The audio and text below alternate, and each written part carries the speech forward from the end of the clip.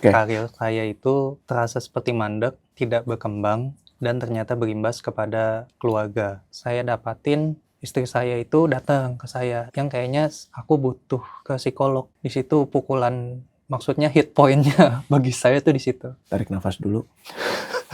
Tarik nafas yang panjang. Tahan sebentar, buang pelan-pelan. Coach kasih solusi. Jadi gini Coach, sebenarnya saya ada di kondisi di mana saya bingung. Oke. Karir saya itu terasa seperti mandek, tidak berkembang, dan ternyata berimbas kepada keluarga. Jadi memang saya ini kan sudah bekerja di perusahaan tempat saya bekerja saat ini tuh udah sekitar 5 tahun. Perusahaan apa kalau boleh tahu? Kita perusahaan teknologi Coach, Oke. yang bergerak di bidang teknologi dan otomasi. Dan saya memegang satu departemen untuk quality dan saya single person sebenarnya Coach. Jadi departemennya single Ya, man. hanya satu orang, saya Oke. sendiri. Dan saya Ini multinational company. ya ini Perusahaan multinasional. perusahaan multinational company. Usia berapa?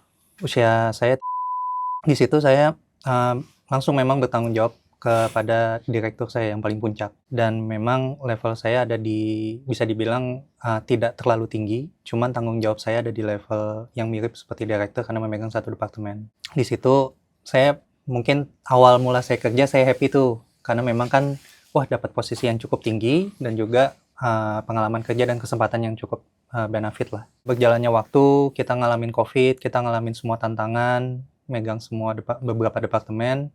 Nah, cuman yang kendala yang saya lihat dan saya alami selama 5 tahun ini, kok saya merasa karir saya tuh mandek. Saya melihat beberapa proyek saya atau inisiasi saya tuh tidak pernah berhasil, dan juga pernah dapat kondisi di mana penilaian dan achievement saya itu tidak perform. Dipersepsikan tidak perform. Selalu atau dari 5 tahun itu? Pendekatannya lebih ke mayoritasnya tidak perform. Oke. Saya dapati karena beberapa hal saya terima bukti, kayak misalkan kenaikan gaji saya pernah nggak dapet. Ketika kita meeting, karena mungkin saya satu departemen, pernah ada satu meeting dengan manajemen tim kami, dan saya dapat review kalau misalkan saya tidak berperan aktif mendukung departemen-departemen lain. Nah, ini mulailah konflik yang muncul di perusahaan saya, yang saya rasakan kok kayaknya ada yang aneh nih. Karena ketika selama berjalannya saya bekerja di situ, saya kan sering turun ke bawah nih, shop floor, kita sering gembal lah kalau misalkan dari istilah quality. Saya sering dengar curhatan-curhatan dari teman-teman yang ada di lapangan, dari teman-teman sales yang curhat ke saya. Mereka merasa terbantukan ketika saya hadir untuk membantu mereka. Tapi nggak tercermin di penilaianmu. Iya, dan ternyata informasi itu mungkin entah apakah terhenti, atau informasi itu tidak sampai ke level manajemen. Itu yang saya nggak tahu. Sampaikan aja secara lugas, saya udah bantu ini itu. Sebenarnya hal itu udah pernah saya sampaikan. Dan itu juga pernah saya sajikan juga dengan presentasi dan juga beberapa informasi data. Cuman memang ternyata saya dapati ada sedikit berbeda dengan apa yang disampaikan dengan apa yang kita dengar. Kayak mungkin saya akan bilang kayak ketika saya datang one on one dengan atasan saya memberikan feedback yang cukup positif. Menyampaikan poin positif apa yang harus saya lakukan dan juga improvement apa. Cuman ketika kita di dalam satu forum, komunikasinya agak sedikit berbeda. Jadi kalau one on one baik-baik aja, tapi kalau di depan yang lain, saya dapati itu agak sedikit berbeda. Lebih gimana? Lebih kejam lo di throw under the bus atau nggak dipandang sama sekali? Mungkin lebih seperti posisinya di kami hitamkan. Dipersalahkan. Ya. Oke. In konteks misalkan saya saat ini kan memang bertanggung jawab terhadap isu-isu yang berkaitan dengan keluhan customer. Saya merecord semua, saya mencari problem solving dan juga menyelesaikan. Komunikasi dari atasan top down di level paling atasnya menyampaikan bahwa komplain itu atau keluhan itu harus ditangani secara prioritas dan penting. Selesai ada satu meeting di mana kita membahas tentang itu dan tujuan yang udah disampaikan atasan itu udah clear, harus prioritas dan kita harus proses itu dijalankan dengan cepat. Ketika saya balik ke departemen lain dan datang untuk menyelesaikan case tersebut, tiba-tiba departemen itu bilang ke saya, lo ngaduin apa ke bos gua? Kok bos gua malah nyalahin hal-hal yang lain? Di situ yang agak sedikit kaget bagi saya. Karena ibarat kata, mungkin saya ambil contoh adalah informasi yang dikasih A, tetapi yang disampaikan oleh manajernya mereka atau bosnya mereka ke timnya itu adalah B. Di situ saya langsung buka, ini loh presentasi yang saya sampaikan, ini loh data yang saya sampaikan. Di mana yang kalian permasalahkan itu tidak ada yang saya sampaikan sama sekali. Disitulah start point di mana mungkin itu di tahun keempat saya baru sadar kalau misalkan apakah selama ini saya ini di posisi yang mana nih? Apakah ini saya berkembang kah? Atau sebenarnya saya ini hanya ada di posisi yang zona nyaman bagi saya yang sebenarnya ya sudahlah cukup ada satu FTA aja di situ. Tapi kamu udah anteng FTA aja. itu? Full time employee, satu pegawai tetap aja. Tapi udah cukup aja. Tidak diprioritaskan lah. Ya, lebih ke seperti tidak diprioritaskan. Nah, disitulah saya merasa, saya mau gimana nih ke depannya? Karir saya mau seperti apa? Saya nggak bisa mandek di posisi ini aja. Saya harus lihat probability atau opportunity lain untuk saya naik.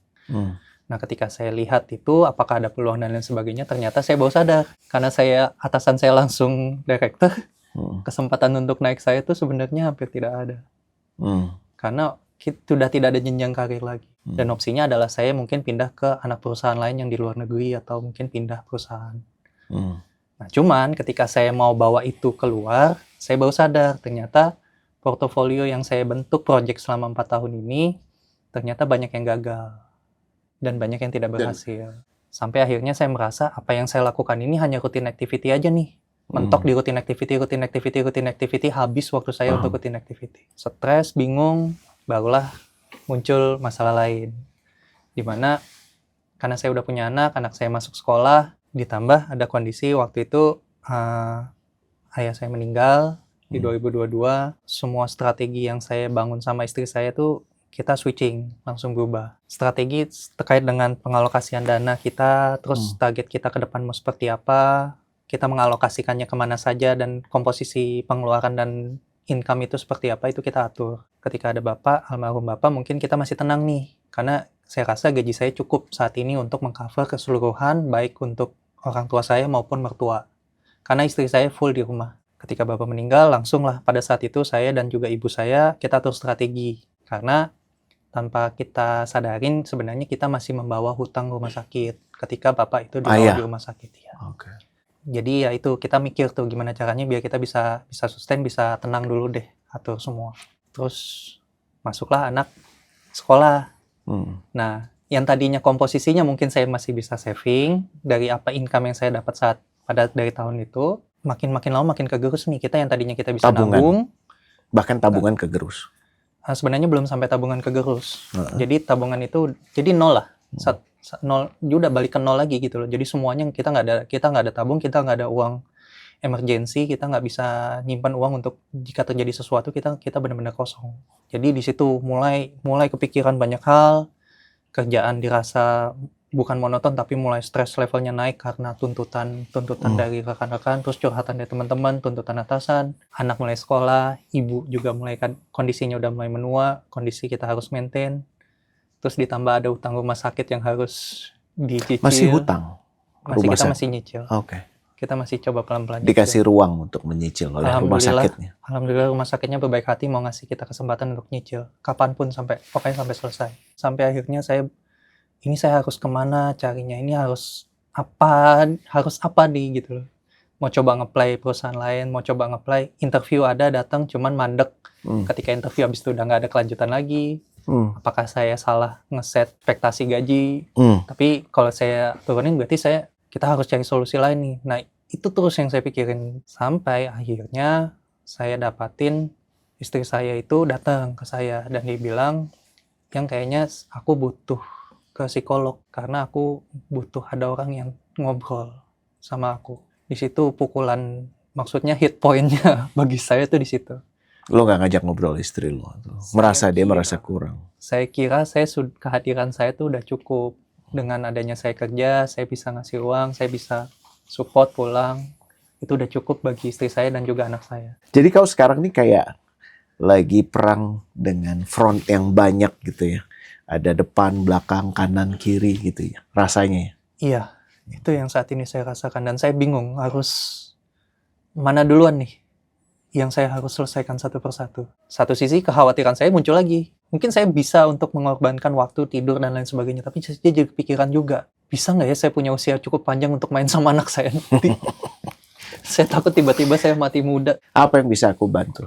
Jujur sebenarnya saya bingung, Coach. Saya tidak tahu apa yang harus saya selesaikan terlebih dahulu. Kalaupun saya menemukan metode yang saya bisa lakukan dan harus saya fokuskan terlebih dahulu, apakah itu jalan yang benar yang sudah saya lakukan?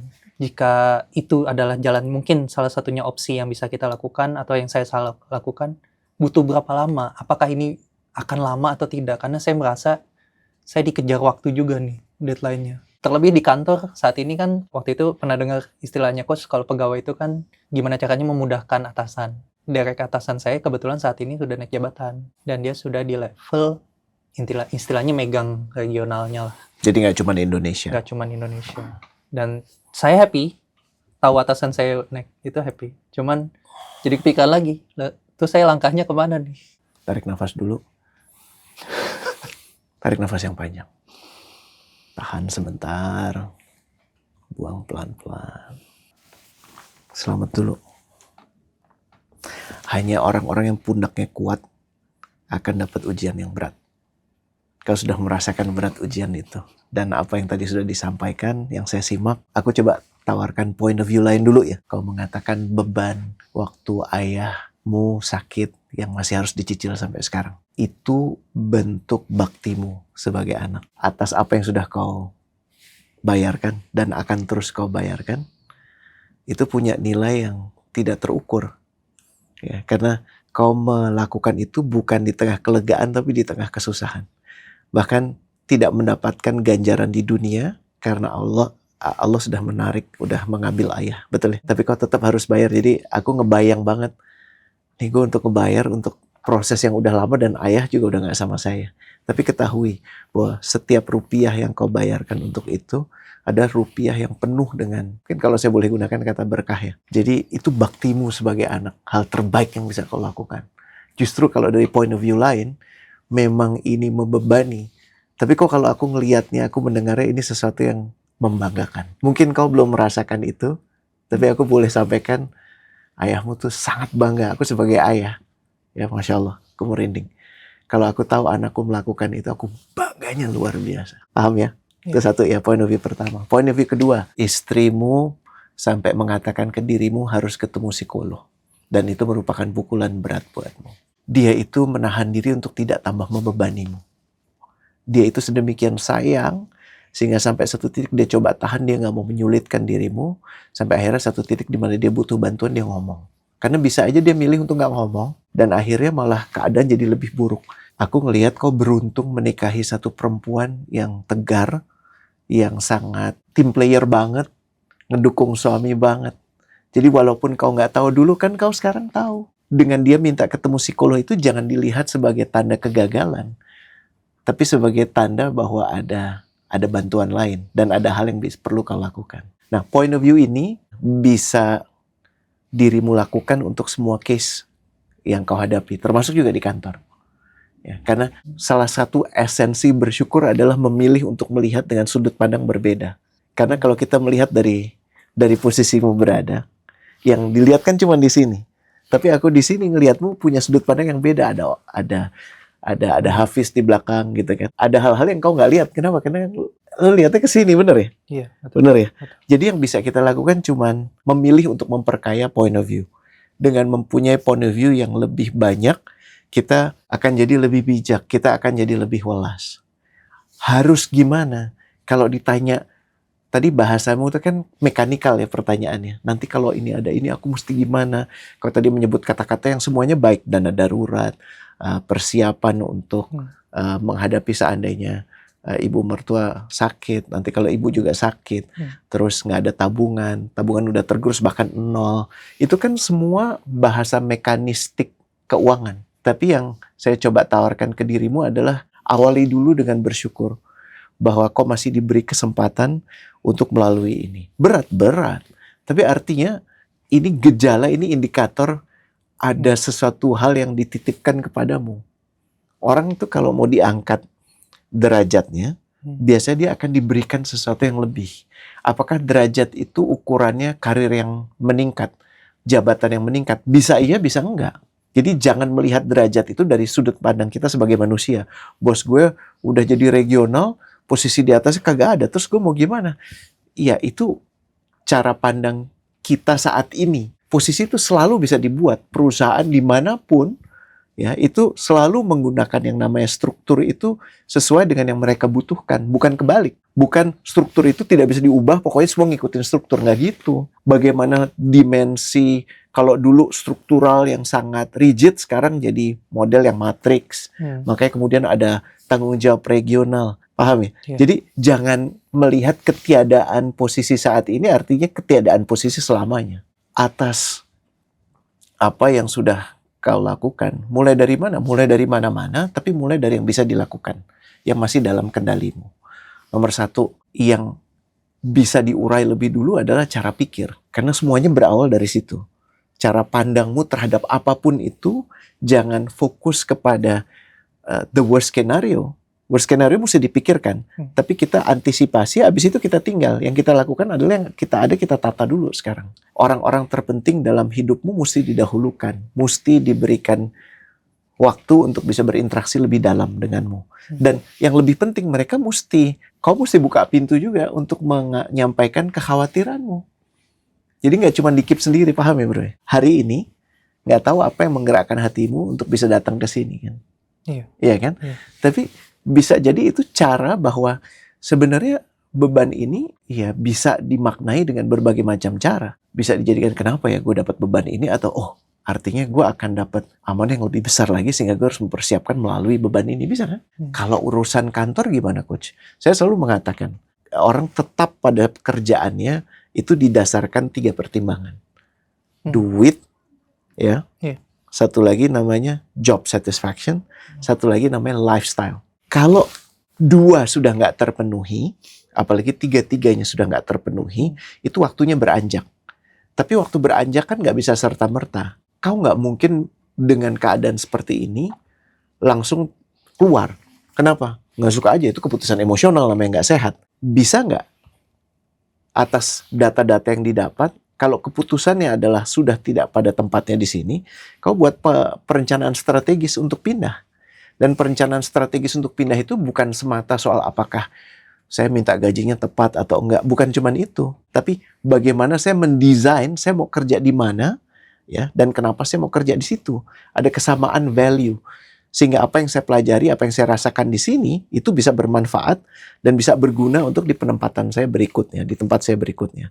Atau kok memang memilih untuk memberikan organisasi ini kesempatan karena mereka udah mempercayai dirimu 5 tahun loh. Bisa nggak dilihat bahwa orang 5 tahun kok masih bisa terus dipertahankan? Ya artinya memang ada hal-hal yang mereka rasakan dirimu berguna.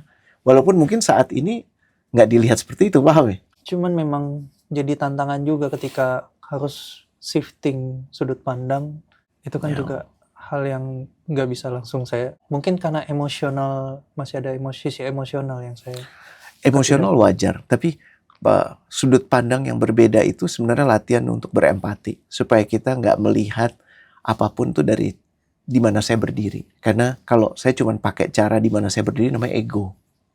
Ego tuh ada 3 bentuk. Ego merasa paling benar, ego merasa paling sengsara, ego merasa paling berguna. Dan 3-tiganya kalau diaplikasikan dalam kehidupan, asal muasal banyak problem tuh dari situ. Merasa paling benar artinya cuman yang gue pikirin benar. Nggak ada lagi yang lebih benar dari gue. Merasa paling sengsara, nggak ada lagi yang lebih sengsara dari gue. Semuanya jahat sama gue. So, mempunyai point of view yang berbeda, itu mewaraskan. Bahkan lebih nyebelin ya, coba miliki point of view bosmu. Dan gimana kok bisa punya point of view bosmu kalau obrolannya sebatas soal pekerjaan doang.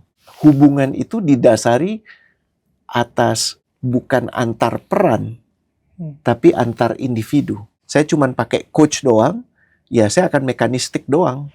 Bicaranya soal yang perlu dilakukan sesuai manual, sesuai metodologi. Tapi saya merasa butuh untuk juga tahu kisahmu.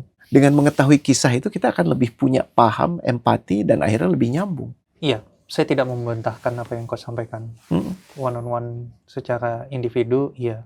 Mungkin itu memang yang kurang yang saya rasakan di kantor. Dan itu juga sempat di-mention oleh atasan saya. Cuman ada, mungkin ini lebih kepada tadi yang kau sampaikan, ego yang saya masih milikin. Terkait dengan rasa kecewa atau rasa kayak mungkin lebih jadi kayak korban atau ketidakpuasan ketika selama berjalannya saya bekerja di situ. Itu yang mungkin masih jadi kayak bottleneck saya untuk bisa melihat dari sudut pandang. Kan gini ya bro, Sang Pencipta tuh sudah mengatakan, inilah makhlukku yang namanya manusia. Dia yang apabila ku beri kemudahan, dia akan ngomong apa? Effort gue hebat, network gue powerful, gokil nih usaha gue. Emang otak gue tuh moncer, betul ya? Iya. Tapi apabila ku sentuh ya bahasanya, kesentuh dia dengan sedikit kesulitan, dia akan ngomong apa? Ya Allah, kenapa aku? Fokusnya tidak lain, tidak bukan hanya tentang dia. Sesungguhnya aku maha tahu dan dia tidak tahu. Jadi nomor satu bro, kalau mau dapat bacaan tentang apa yang bakal terjadi, itu bukan cuman membaca situasi, bukan cuman mengetahui metodologi, tapi punya hubungan yang baik dengan yang menciptakan hidup lo, hidup gue, dan hidup semua orang. Miliki kedekatan itu.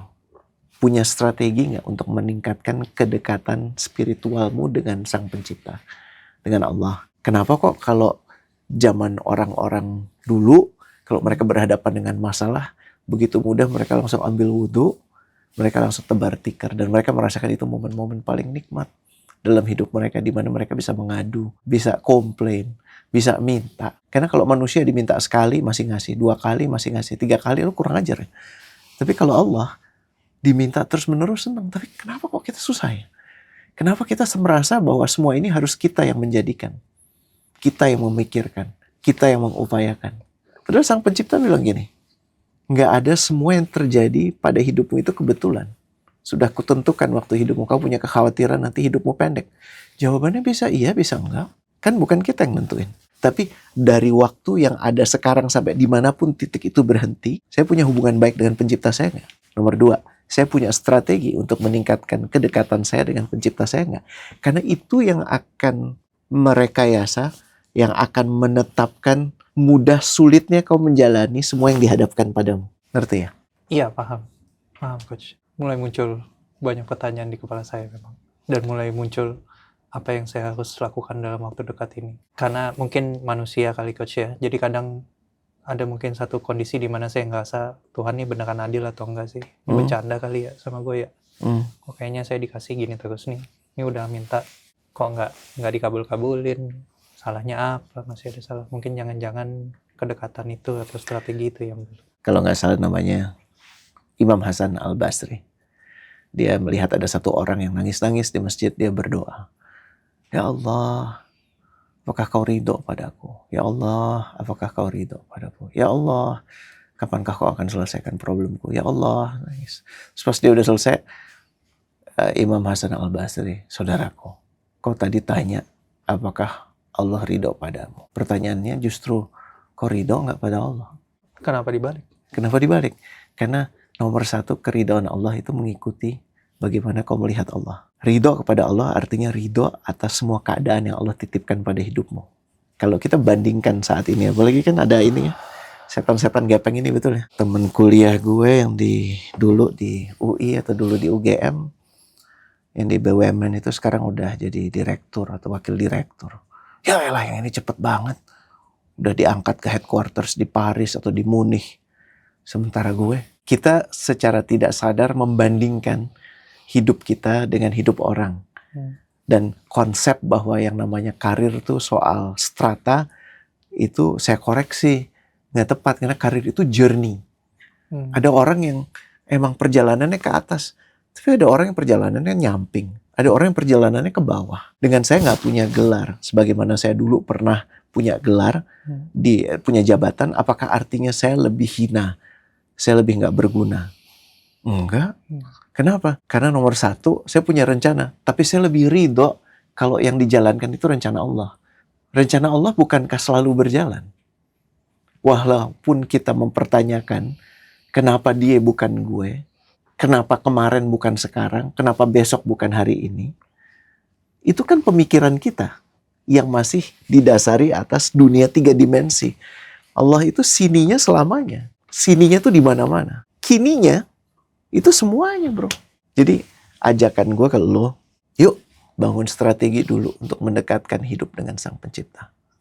mendekatkan diri ini. Salah satu guru pernah berujar, kalau aku hanya mengatur hubungan sama istriku, maka ini urusan istriku dan aku. Tapi kalau aku libatkan Allah di atas, setiap dekatnya aku dengan Allah, artinya dekatnya aku dengan istriku, benar nggak? Ya. Ya kan? Musibah artinya apa sih? Bencana, cobaan. Merasa lagi mengalami itu ya. Dan menariknya musibah itu bahasa Indonesia yang diadopsi dari bahasa Quran. Yang orang Arab sendiri juga bingung. Kenapa kok pakai kata musibah? Karena kalau misalnya ini yang dimaksud adalah bencana alam, tsunami, itu ada bahasa Arab yang lebih tepat, namanya bala. Tapi kalau bicara soal dompet gue kecopet, kaki gue kelindes ban, itu namanya haritha. Tapi kenapa Allah pilih musibah ya? Musibah itu tahu nggak artinya apa? Secara harafiah, artinya saat anak panah itu mengenai sasaran. Anak panah apa ya? Anak panah. Anak panah siapa? Anak panah Allah. Yang ditujukan kepada siapa? Kita, manusia, individu. Kenapa? Supaya lo mikir. Jadi saat diberikan kesulitan ini adalah undangan dari Sang Pencipta untuk lo mendekatkan diri lo.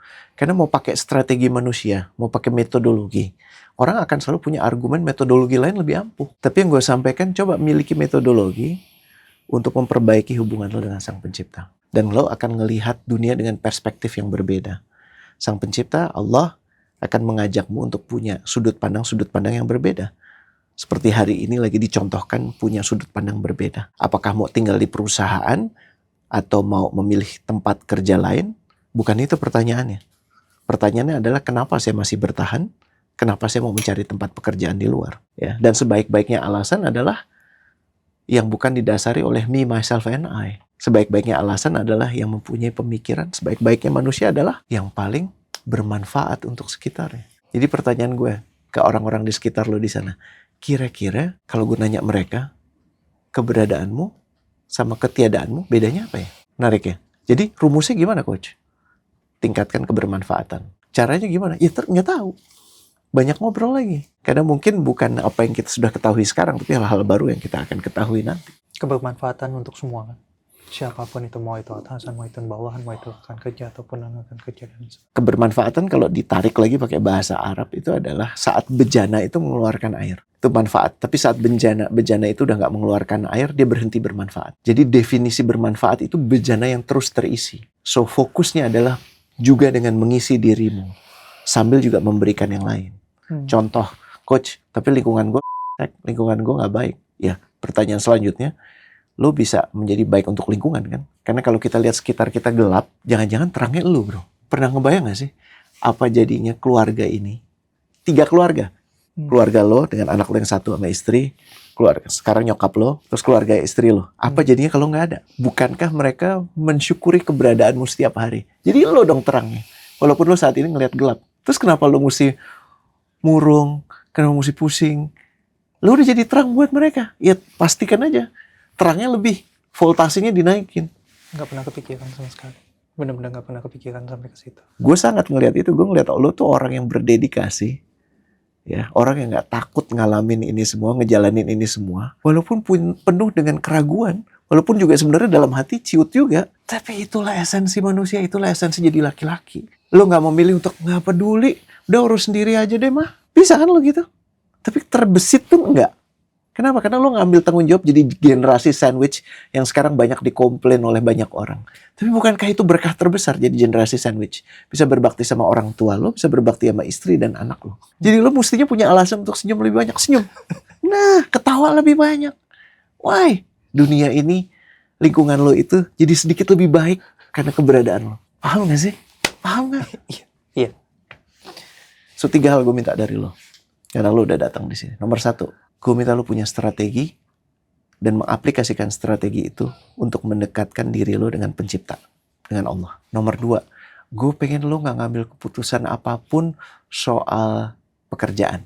Tapi gue minta lo benar-benar scanning. Scanningnya bukan pakai mata, tapi pakai mata batin. Dan benar-benar bertanya yang dibutuhkan orang-orang sekitar gue ini apa. Dan kira-kira lo bisa deliver gak? Dan lo punya strategi gak untuk deliver itu? Masih di poin yang sama. Kalau nggak punya, sudah tidak ada lagi. Keberadaan lo sama ketiadaan lo sama aja. Bahkan keberadaan lo itu sangat tidak diharapkan, ketiadaan lo sangat diharapkan, amit-amit ya. Dan ini waktunya lo untuk fokus benar-benar untuk mencari pekerjaan baru. Tapi bukan cuman mencari pekerjaan baru, mencari misi baru. Paham bedanya nggak? Yang satu bicara soal peluang, yang satu bicara soal keterpanggilan. Jadi harus ada resonansi dari hati. Nomor 3, nothing you change. Karena lo udah keren banget. Begitu banyak orang harusnya belajar sama lo terkait mengambil peran sebagai laki-laki. Ar-rijalu qawwamuna 'alan nisa. Tidaklah laki-laki itu diciptakan kecuali untuk menjadi qawwam buat perempuan-perempuan di sekitarnya. Bukan cuma istrinya, ibunya, anak perempuannya, kakak perempuannya, adik perempuannya. Qawwam itu tonggak yang tegaknya tidak tergantung sama yang lain. Lo cuma perlu memastikan ini berjalan terus. Karena fungsi lo adalah memberikan naungan. Jadi jangan melihat sinyal istri butuh ngelihat psikolog itu sebagai tanda ketidakbergunaan lo, tapi lihat itu sebagai tanda kekuatan dia. Dan sekarang paling nggak lo tahu dia butuh lo. Clear ya? Clear. 3 itu aja. Oke. Aman? Oke. Aman. Bismillah. Bismillah, Coach. Coach kasih solusi.